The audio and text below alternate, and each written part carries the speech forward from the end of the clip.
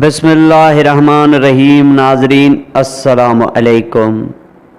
بنی اسرائیل میں دو بھائی تھے، جن میں ایک مسلمان تھا اور دوسرا کافر، اور تھے دونوں دریا کے شکاری۔ کافر بت کو سجدہ کرتا تھا، مگر جب مچھلیوں کے لیے جال دریا میں ڈالتا تو اس قدر مچھلیاں اس میں آ جاتی تھی کہ اس کو کھینچنا مشکل ہو جاتا تھا، مگر مسلمان کی جال میں صرف ایک ہی مچھلی آتی تھی اور اسی پر صبر کے ساتھ خدا کا شکر ادا کرتا تھا۔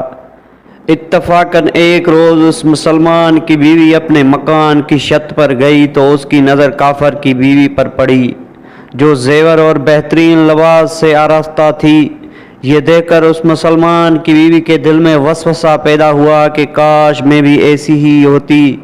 تو کافر کی بیوی بولی، اپنے شوہر کو آمادہ کر لے، وہ بھی میرے شوہر کے معبود یعنی بت کی عبادت کیا کرے، تاکہ تو بھی میری طرح مالدار ہو جائے۔ یہ سن کر مسلمان بھائی کی بیوی کچھ غمزدہ سی ہو کر نیچے آئی، اور جب اس کا شوہر گھر آیا تو اس نے بیوی کا حال متغیر دیکھ کر دریافت کیا کہ آخر کیا بات ہے جس سے تو اس قدر غمزدہ معلوم ہوتی ہے۔ تو وہ کہنے لگی، بس میاں، یا تو تم مجھے طلاق دے دو یا اپنے بھائی کے معبود کی پرستش اختیار کرو۔ یہ سن کر اس کے شوہر نے کہا کہ خدا کی بندی، تو خدا سے نہیں ڈرتی؟ ایمان کی دولت کے بعد یہ کفر کی باتیں کرتی ہے۔ تو عورت بولی، بس مجھ سے اب زیادہ باتیں نہ بناؤ، میں ننگی بھوکی نہیں رہ سکتی۔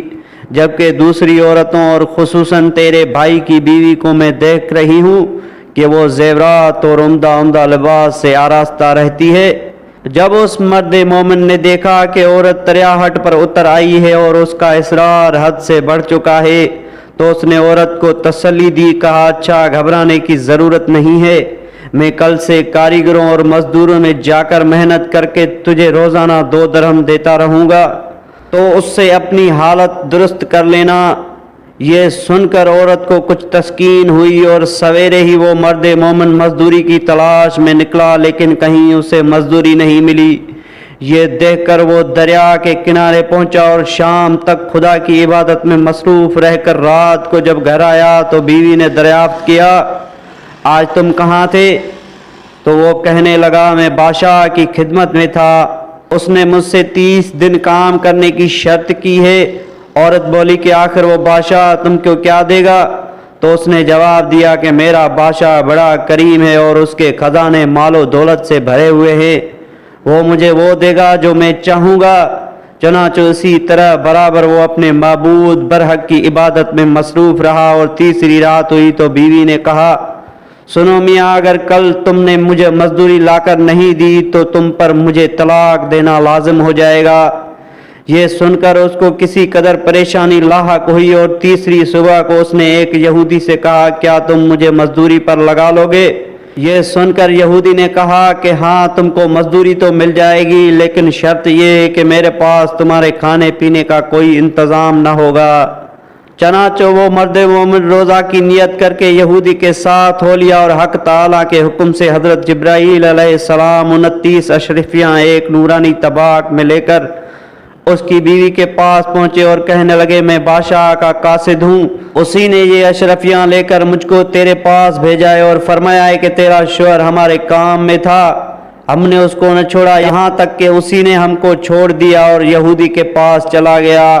اگر وہ ہمارا کام کرتا تو ہم اس کو اور زیادہ اجرت دیتے، بس یہ کہ ایک اشرفی کی کمی اسی وجہ سے ہوئی۔ چنانچہ وہ عورت ان میں سے ایک اشرفی لے کر بازار گئی جس پر کلمہ شہادت لکھا ہوا تھا۔